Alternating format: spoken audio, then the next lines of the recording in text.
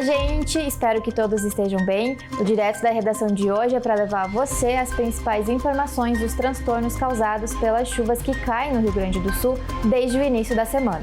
Em caso de urgências, você pode ligar para os órgãos responsáveis que irão te auxiliar devidamente. Mas fique atento, por conta das chuvas, números como 190 e 193 estão indisponíveis e são substituídos por esses que aparecem aí na tela. É essencial que tenham esses contatos em mãos.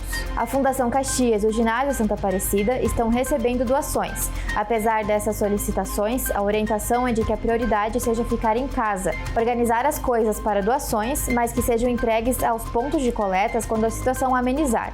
Outra alteração é na coleta de lixo. A Codeco informou que somente resíduos orgânicos serão recolhidos e está solicitando que a população mantenha o lixo reciclável dentro de casa até que o serviço seja normalizado.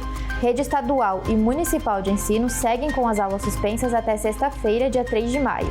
Cobranças do estacionamento rotativo foram suspensas e serviços de saúde sofreram alterações. Essas informações podem ser conferidas no site da Prefeitura. Todo o estado está sofrendo com esse evento climático. Há vítimas fatais, pessoas desaparecidas e desabrigadas, além de vias bloqueadas e interditadas em Caxias do Sul e na região.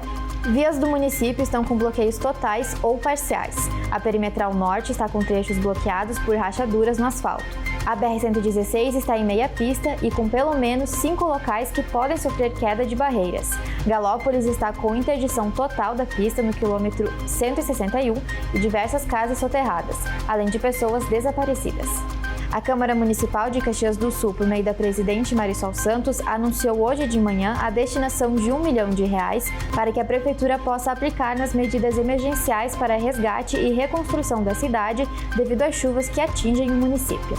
O Direto da Redação de hoje vai ficando por aqui, espero que todos fiquem bem e até a próxima!